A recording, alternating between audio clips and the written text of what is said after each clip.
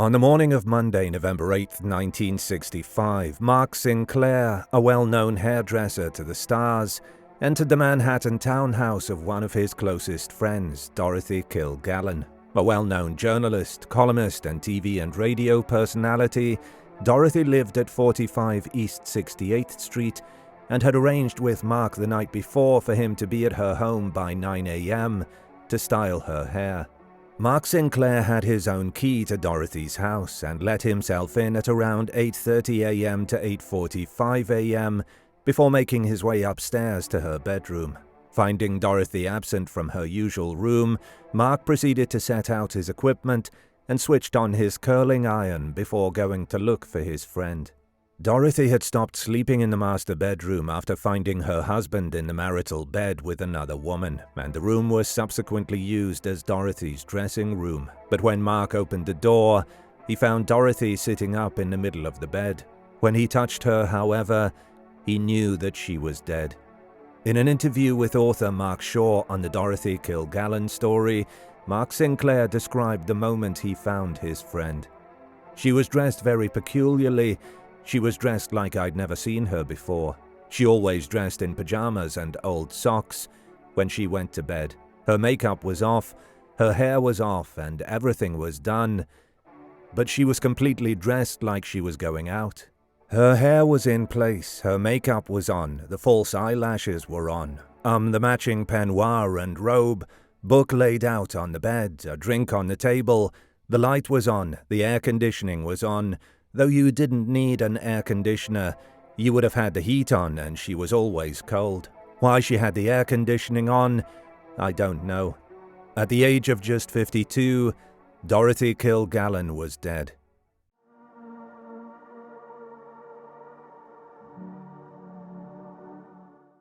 Not much is known about Dorothy Kilgallen's childhood. She was born on July 3, 1913 in Chicago, Illinois, the oldest of two daughters of journalist James Lawrence Kilgallen and May Kilgallen, née Ahern, a promising singer before her marriage. The family moved around the United States according to where her father was working, before settling in New York City in 1920, when James secured work for the International News Service. It was no surprise that Dorothy went into journalism. Her father had a distinguished career covering some high-profile cases, including the Lindbergh-Hauptmann trial, the Bikini Atoll atomic bomb experiments, and Germany's surrender at Reims, France in 1945. She was really bitten by the journalism bug when, at the age of 17, she dropped out of college and began working as a reporter for the New York Evening Journal. She became known, even in the early days of her career, for covering high-profile cases, including that of Anna Antonio, the abused wife who hired a hitman to kill her husband, and along with her father, Bruno Richard Hauptmann, the German-born carpenter who was convicted of abducting and murdering the 20-month-old son of aviator Charles Lindbergh.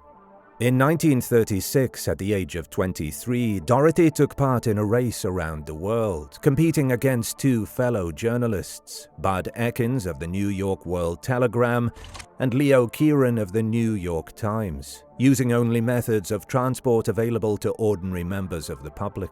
It took Dorothy 24 days to complete the trip, which saw her report daily on her adventures in places such as Germany, Hong Kong, Manila, and Hawaii, before finishing in second place to Bud Elkins, who completed the race just 3 days earlier. While the race catapulted her name further into the public domain, it was her column, Voice of Broadway, that cemented her as a household name. Started in November 1938, the New York Journal American column focused on show business and celebrity gossip, but Dorothy also covered more contentious subjects such as organized crime and politics. Hugely successful, the column was syndicated to 146 newspapers and ran until her death. In 1940, Dorothy married actor and singer Richard Colmar and went on to have 3 children together. Richard in 1941, Jill in 1943, and Kerry in 1954. They remained married, despite infidelities and scandal, until Dorothy's death in 1965. The early days of the marriage saw both Dorothy and Richard launch themselves into radio broadcasting, with Dorothy's Voice of Broadway being broadcast during World War II, while her husband played the starring role in crime drama Boston Blackie. In April 1945, the couple co-hosted a show together called Breakfast with Dorothy and Dick. As one of the panelists on the hugely popular show What's My Line, Dorothy became a firm favorite, but away from the glitz and glamour of the TV studios, she was known for being a steely journalist, reporting on high-profile murder cases. In fact, it was because of her unrelenting investigative style that Sam Shepard, on trial for allegedly murdering his wife, was granted a retrial and subsequently acquitted. However, Dorothy Kilgallen was also deeply immersed in politics and often reported on highly controversial topics. Friends of the journalist claimed that she received information from the CIA on a regular basis and was considered a CIA asset. On July 15, 1959, she became the first journalist to suggest that the CIA and the Mafia were working together in order to assassinate the Cuban president, Fidel Castro, a move that set her firmly in the FBI's sights. A close friend of John F. Kennedy, Dorothy was privy to information about his affairs but steadfastly refused to report on them, despite the fact that it would have been a huge scoop in her already flourishing career. That all changed, though, on August 3, 1962, when she broke the story about his relationship with Hollywood actress Marilyn Monroe. Although she never actually named him, the facts were enough for readers to identify JFK as Monroe's paramour. Just one day later, Marilyn Monroe was dead. On the afternoon of Friday, November 22, 1963, President John F. Kennedy was riding in a Lincoln Continental convertible with his wife, Jacqueline Kennedy, in Dallas, Texas, as part of a campaign tour. The earlier rain had stopped, so the plastic bubble top that would usually protect the president from inclement weather had been removed. As the car turned off Main Street and past a Texas school book depository, a gunshot was heard, followed by two more. That first bullet missed the presidential motorcade, but the second shot hit the president in the back, while the third struck him in the back of the head. Half an hour later, John F. Kennedy was pronounced dead at Parkland Memorial Hospital. Dorothy Kilgallen was devastated at the death of her friend, and became very vocal in her belief that Lee Harvey Oswald, the man accused of single-handedly carrying out the assassination, was part of a conspiracy to take out the president and hadn't acted alone. Oswald himself was murdered just 2 days later inside Dallas County Jail by Dallas nightclub owner Jack Ruby, adding fuel to the already raging fire that there was a massive cover-up. Her determination to get to the truth began on November 29, 1963, when she wrote in her column, "The case is closed, is it? Well, I'd like to know how, in a big smart town like Dallas, a man like Jack Ruby, owner of a striptease honky-tonk, can stroll in and out of police headquarters as if it was a health club at a time when a small army of law enforcers is keeping a tight security guard on Oswald." Security? What a word for it. That is why so many people are saying there is something queer about the killing of Oswald, something strange about the way his case was handled, a great deal missing in the official account of his crime. The American people have just lost a beloved president. It is a dark chapter in our history, but we have the right to read every word of it. It cannot be kept locked in a file in Dallas. Thanks to a contact within the Dallas Police Department, Dorothy was able to go through a minute-by-minute account of what transpired on the day of the assassination and found multiple discrepancies. She began to file a dossier on the assassination and continued to report aggressively, claiming that several witnesses had been intimidated by the FBI and the Dallas police. A lot of what Dorothy learned in the time leading up to her death was kept to herself. She had struck up a friendship, some said it was more than platonic, with Ron Pataki, an entertainment writer for the Columbus Citizen-Journal, who claimed that Dorothy had been working on a book about the JFK assassination, although she maintained publicly that it was a collection of stories covering the famous murder trials she had reported on throughout her career. One of the most important breakthroughs in her pursuit of the truth about JFK's murder was when she obtained a copy of the Warren Commission, a report which covered, in detail, the assassination of the president. Dorothy reported on the findings, which uncovered the failings of the police in questioning Jack Ruby and their refusal to follow up on the many leads given by the man in custody. The FBI was sent to Dorothy's home to interrogate her on where she got her information from, to which she steadfastly replied that she would die rather than reveal her source's identity, further stating that the FBI would have been of better use pursuing the facts of the case instead of where she got her information from. Dorothy believed she was close to cracking the case and told friends, "In 5 more days I'm going to bust this case wide open." However, she was only too well aware that 2 reporters who had also been working on the case had been murdered. Bill Hunter, April 23, 1964, was shot through the heart by accident by a detective who said he and his partner had been playing cops and robbers. And Jim Coates, September 21, 1964, who was writing a book about the assassination and was murdered by a single karate chop to his throat when an intruder broke into his Dallas apartment. On November 7, 1965, Dorothy appeared in what was to be her last ever episode of What's My Line, before meeting producer Bob Bach for a drink. She went on to meet a mystery man in the bar of the Regency Hotel, where she was seen at around 2 a.m., before apparently making a phone call some 30 minutes later. It was the last known time that she was seen alive.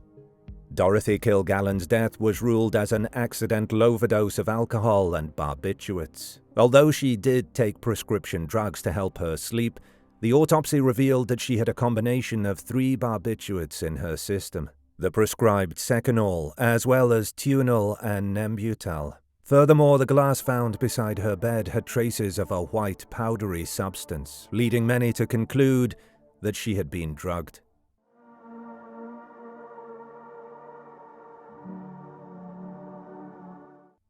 Many people believe, and the official findings state, that Dorothy Kilgallen's death was caused by an accidental overdose. Prescribed by her doctor, Dorothy would take 2 capsules a night. The autopsy showed that the amount of secobarbital sodium, the active ingredient in the sleeping tablets, equated to 15 or 20 tablets. That fact alone should have ruled out an accidental overdose. Of course, there was speculation that Dorothy's overdose was intentional. It was well known that the journalist had been under a lot of stress in the weeks leading up to her death and had even had threats to her life.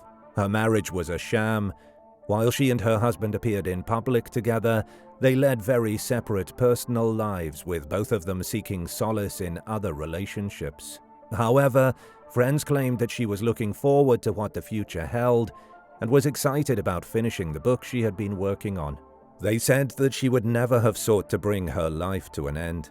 Were the mafia involved in her death? Dorothy had contacts in the mafia, and it was also thought that an interview she did with Jack Ruby following his arrest may have uncovered their involvement in the president's assassination. After all, Jack Ruby himself was involved in organized crime. Was she murdered by the mafia to stop her from revealing too much? Still others thought that maybe Dorothy met her demise because her investigations had unwittingly revealed information about the CIA's involvement in covert operations linked to the Cold War. Tensions were high at the time of her death, and it's possible, according to some people, that she stumbled across sensitive information that would have compromised the country's position. Did she find herself up to her neck in espionage and lose her life in order to silence her? Dorothy's husband, Richard, admitted destroying some of her papers following her death and refused to discuss any details. It was a badly kept secret that the couple were estranged. Did Dorothy hold some information on her husband's infidelities that he wanted to keep away from the public eye?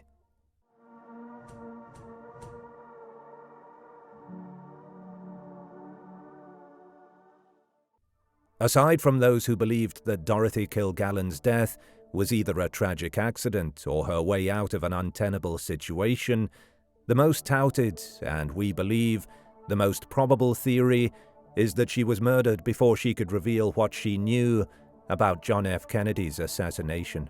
During her investigation into his death, Dorothy had built a sizable file which she never left out of her sight. She was a diligent, highly organized journalist and kept meticulous notes, yet following her death, these notes disappeared, suggesting that her death had been engineered to stop those files ever finding their way into the public domain.